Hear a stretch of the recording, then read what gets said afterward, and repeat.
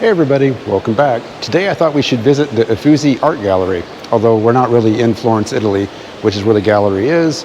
We're in Minneapolis at the Minneapolis Institute of Arts. They have an exhibit here from the Uffizi Art Gallery here at the Minneapolis Institute of Arts that's in coordination with the Uffizi Gallery in Italy, in Florence, Italy.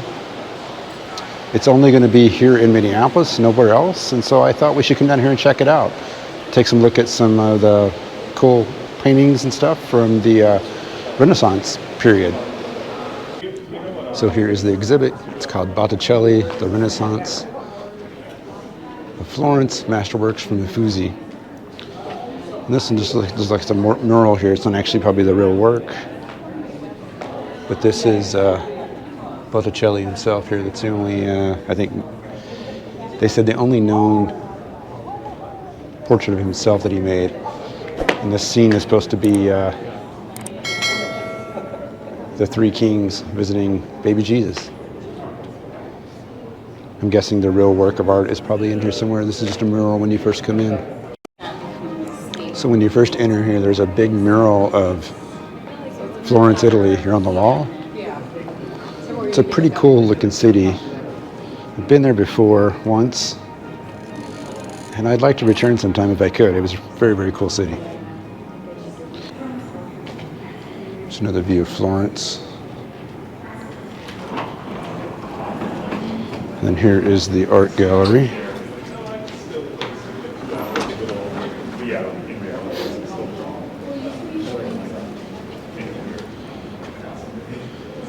And you can see how Botticelli got his inspiration from other pieces of art that were existing at the time, so he had access to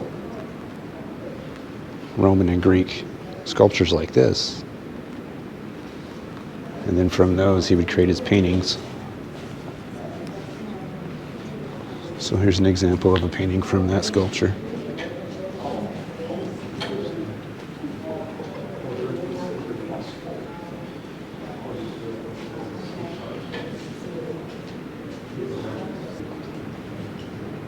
You can definitely see the likeness. That's pretty cool.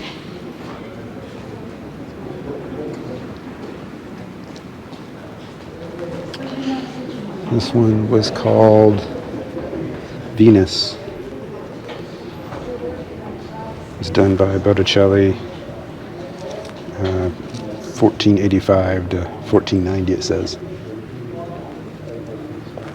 And this is the statue we're just looking at. It's the crouching Aphrodite. So he was able to look at Aphrodite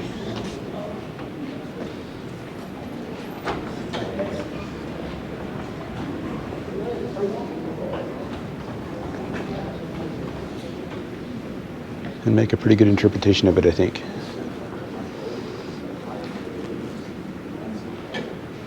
From ancient Rome, it's a centaur from around 150. So the year 150.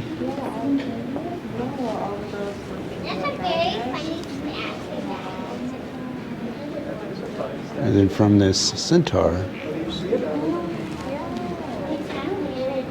Botticelli was inspired to create this one of his masterpieces, which is phallus and a centaur. And so the centaurs were supposed to represent, I guess, mischief, you might say.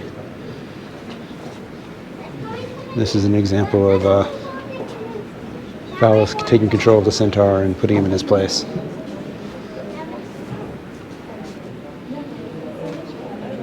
Definitely shows where he would take, pieces of Roman and Greek mythology and then put a Renaissance flair onto it as the Renaissance paintings were starting.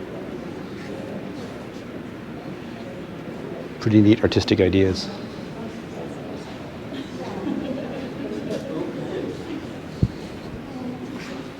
And like I said, it was called Phallus and the Centaur. It was done in 1482.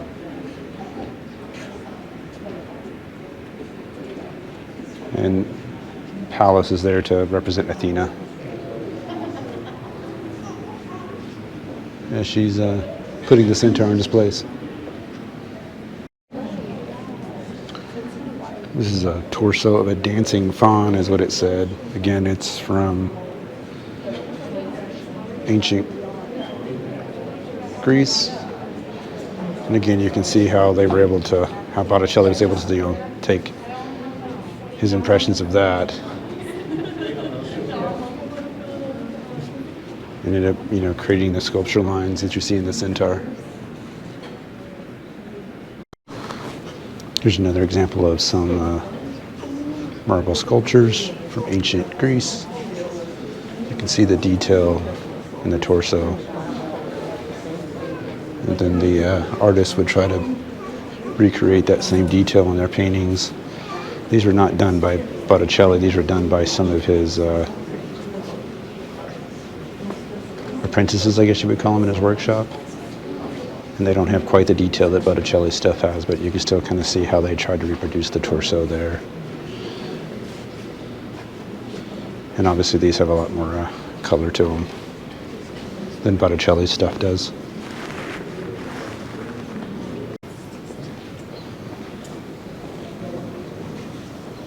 This section is called Sacred Beauty.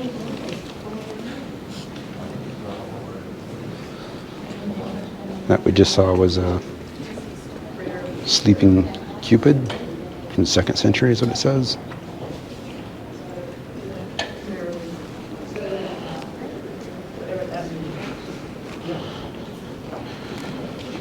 And this was from Filippo Lippi. This is Madonna and Child of St. John the Baptist.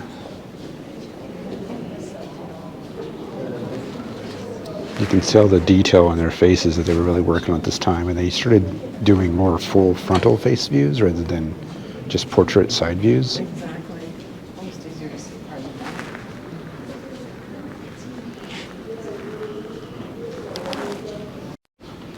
that. So this is Lippi's version of John the Baptist meeting baby Jesus. And then over here is Botticelli's version of John the Baptist meeting baby Jesus. You can tell the colors are just not as bright.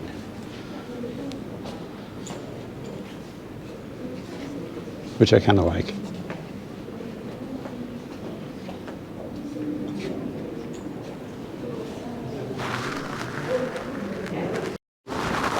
So this one's called Adoration of the Child.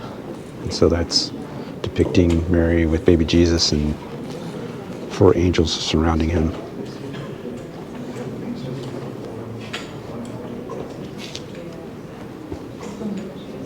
This was done by Botticelli.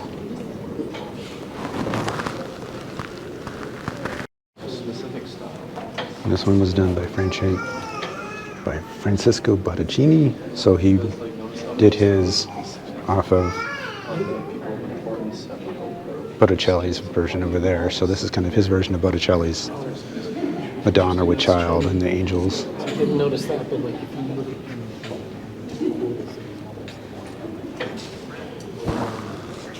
Pretty cool how they took each other's interpretations and kind of did their own spin on them. It's another one of Botticelli's Mary with baby Jesus. Again, you can see the detail on the faces that they were doing at this time.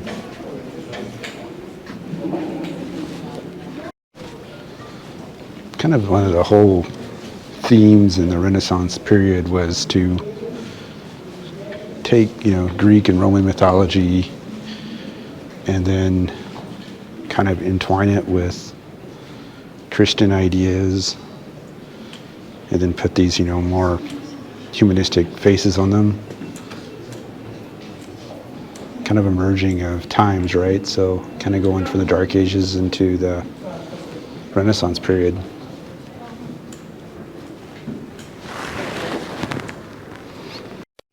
So this is also by Botticelli. This is him painting of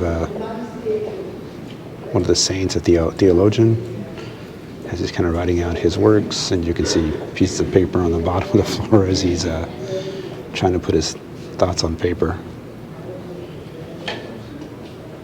As he was a theologian, writing about Christianity.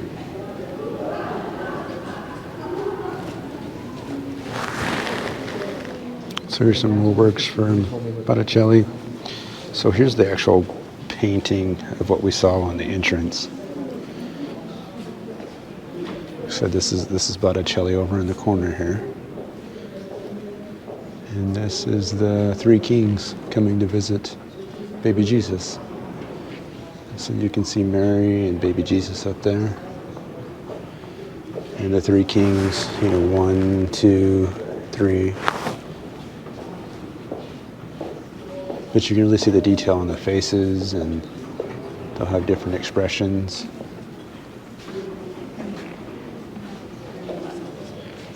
As they're watching the three kings visit baby Jesus.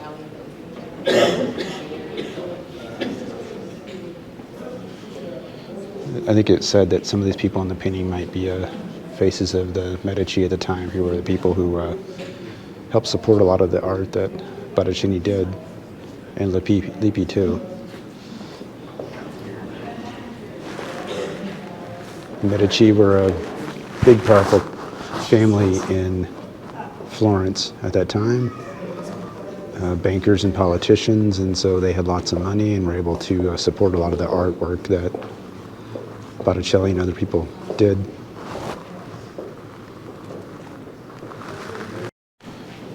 Here's a painting by Botticelli. He did a portrait of somebody. It says it's a portrait of a young man. Doesn't say who it is. But again, you can see the detail that they were starting to put into the paintings. Facial details. As they were starting to do these things in the this period of time. As they were starting to do paintings like this in the Renaissance period. This is another version of the Adoration of the Magi. Again, it's got Mary with baby Jesus, and you got the three kings coming to visit him. There's a crowd obviously behind him watching. I can get it here without the light on it. You can see without the light. There we go, kind of. Yep, so you can see Mary over here and baby Jesus and the three kings bringing gifts. Kind of a recurring theme, again, taking Christian ideas along with Greek mythology and kind of putting it all together. A lot of this stuff was asked to be done, by the Medici at the time. Asked them to make these paintings. Here's some more portraits that were done of people at the time. And you can just really see the detail. This is, hand painted, but man, you can see the detail in their faces. This is just a portrait of an old man. They don't really have names associated with these people, so we don't know who they are anymore, but this is what they looked like at the time when they painted them.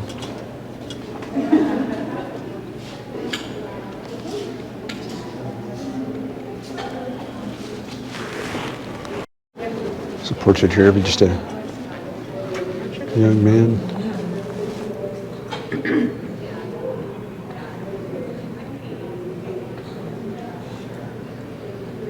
And you can really see the detail in it. It's another portrait.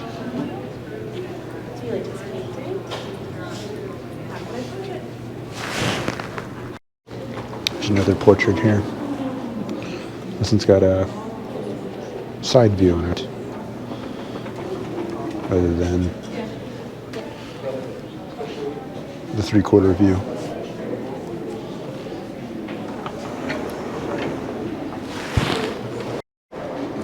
Here's just another mural of Florence. Kind of a drone's view of the city at this time with the Duomo in the middle here.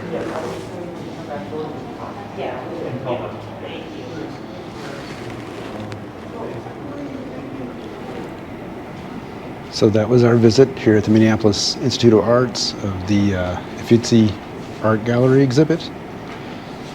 The gallery is actually located in Florence, Italy, but it's here in town, so we thought we should come and check it out.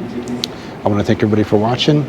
Be sure to hit that like button, give me some comments, and subscribe to the channel if you haven't already. We'll see you guys next time.